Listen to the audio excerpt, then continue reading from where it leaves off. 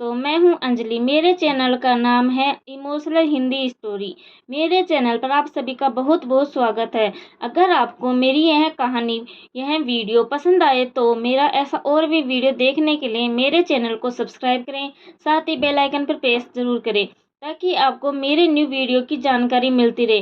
तो दोस्तों, आज के इस वीडियो के माध्यम से एक छोटी सी कहानी आप तक। ये छोटी सी कहानी हमें जीवन में बहुत कुछ सिखाती है, इसे अंत तक जरूर देखिएगा।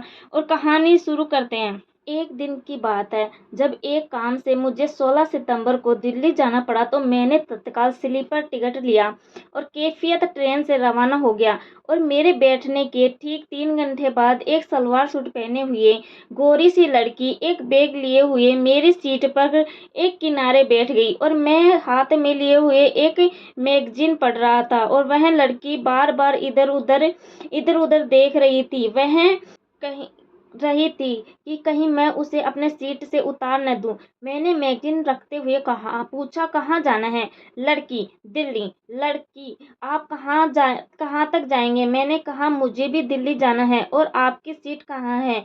मेरे पास जनरल टिकट है। मैंने कहा, तो अभी टीटी आएगा तो टिकट बनवा लेना, शायद सीट भी कहीं दे देंगे। लड़की, ठीक है, मैं बनवा लूंगी, लेकिन तब तक आप हमें बैठने दीजिए। मैंने कहा, कोई बात नहीं, बैठी रहो। टीटी आया और स्लीपर का टिकट तो बना दिया, किंतु सीट नहीं दिया। बोला, कोई सी सीट खाली नहीं है। मैंने कहा, आप करती क्या हो? लड़की, कुछ नहीं। मैंने कहा, मेरे मतलब पढ़ाई से है।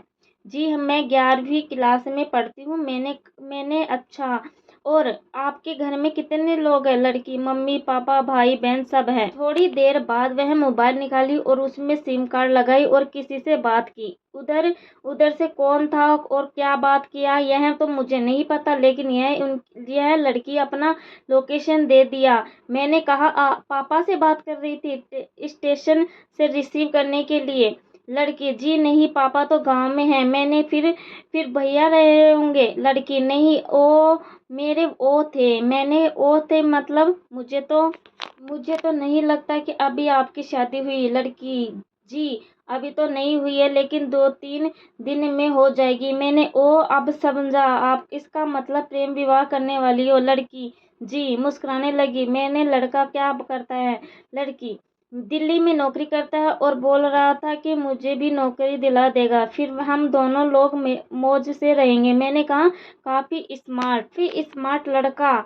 लड़की, जी बहुत स्मार्ट है और बहुत अच्छे स्वभाव का है। मैंने कहा, मैं भी प्रेम विवाह ही किया हूँ। लड़की, बहुत बड़ी उत्सुकता से, आप भी भागकर शादी किए थे? मैंने, नहीं, मैं जिस लड़की को पसंद करता था वह लड़की भी मुझे भागकर शादी करने के लिए कह रही थी, लेकिन मैंने उससे कहा कि नहीं, हम तुमसे प्रेम तो करते हैं, किंतु उसका मतलब ये तो नहीं कि जो माँ हमें गर्भ में रखा, हमारा बाथरूम साफ किया, जिस पिता ने हमें अंगुली पकड़कर चलना सिखाया, बाजार के सारे खिलौने दिए, उसके प्यार को ठुकरा दूं? जो सम्मान बनाने में इतनी उम्र गवा दिए, उनकी इज्जत को रोन दूं?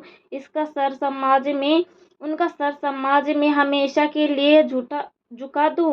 मैं शादी तो तुम्ही से करूंगा, लेकिन माँ बाप को मना कर। और फिर एक दिन माता पिता मान गए और दोनों की शादी हो गई। मैंने कहा, वैसे आप जिसे प्रेम करती है उसे आपके घर वाले जानते हैं? लड़की, जी नहीं, कोई नहीं जानता। मैंने कहा, आप उसका घर देखी है और उसके घर वाले आपको जानते हैं? लड़की, नहीं। मैंने कहा, आपके साथ फ्रॉड होने वाला है, तुम्हारे साथ फ्रॉड होने वाला है। लड़की, नहीं, वह ऐसा वैसा नहीं है लड़का तो, लेकिन वह मुझसे बहुत प्यार करता है। मैंने कहा, एक बात बताओ, तो जो प्यार करता है तो सिर्फ करता है, ज्यादा जताने की कोशिश नहीं करता और किसी अनुचित पर रोकता है और डांटता भी है, और यह तुम्हारे धन तुम्हारी सुंदरता से प्रेम करता है? लड़की, नहीं, यह गलत बात है, वह ऐसा नहीं कर सकता। मैंने कहा, ठीक है, मर्जी तुम्हारी, पर मेरे पास एक उपाय है, परीक्षा लेना चाहोगी? लड़की, क्या? मैंने कहा, उसे फोन करो और बोलो कि मेरे मम्मी पापा मान गए हैं, मेरी शादी तुमसे करने के लिए और वो भी आने के लिए कह रहे हैं। और वहीं दिल्ली में ही मेरे मामा मामी भी हैं, वो भी आ जाएंगे। और वो बोले हाँ, आखिर एक दिन शादी करनी ही है तो अभी तुम्हारी पसंद का ही कर देते हैं, ताकि हम लोगों का मान सम्मान भी रह जाए और तुम लोगों की खुशी भी। इसलिए तुम अपने मम्मी पापा को भी बुला लो।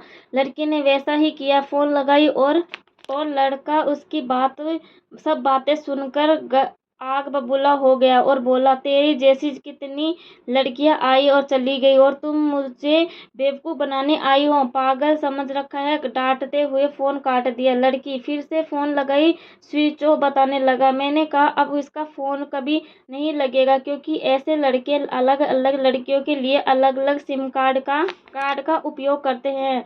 अब सोचो, अगर घर से भागने का मतलब घर जा नहीं सकती, इसका अपनी परेशानी बता नहीं रह सकती और तुम्हारा इसके सिवा और कोई रहता नहीं है, इसलिए वह तुम्हारे साथ अगर कोई बर्बरता करता तो तुम क्या करती? या फिर एक दिन छोड़कर चला जाता, भाग जाता, तो ऐसे में क्या करती जानती हो? ऐसे में लड़कियां आत्महत्या कर लेती है, जो घर वालों को पता तक नहीं चल पाता। लड़की रोने लगती है। मैंने कहा ओहो, रोना नहीं, अभी तुम्हारा कुछ नहीं बिगड़ा है। अब एक काम करो, अपने घर फोन लगाओ। लड़की फोन लगाती है, हेलो, हाँ पापा। लड़की रोने लगती है, पापा बिटिया कहाँ हो? हम सभी लोग बिना खाए पिए तुम्हें ही खोज रहे हैं। लड़की, पापा अब थोड़ा सा बहक गई थी, मैं कल तक घर आ जाऊंगी। धन्यवाद देते हुए अगले स्टेशन पर उतरकर दूसरी ट्रेन से घर के लिए रवाना हो गई। दोस्तों, इसलिए कहा जाता है, औलाद को इतनी मोहब्बत दो कि हर बात बताए, छिपाए नहीं। कुछ लड़कियां घर से भाग जाती है जो कि गलत है, कोई ना कोई वजह से भागती है, इसलिए इसकी बात सुने या क्या चाहती है, जबरदस्ती उस पे अपना फैसला नहीं थोपना चाहिए। हर एक माँ बाप को ये बात समझनी चाहिए। थैंक यू, धन्यवाद। राधे, तो जय श्री आपको मेरी कृष्णा। कहानी कैसी लगी तो नमस्कार। कमेंट करके जरूर नमस्कार बताइएगा। दोस्तों। मैं हूँ अंजलि, राधे मेरे राधे। चैनल का नाम है इमोशनल हिंदी स्टोरी।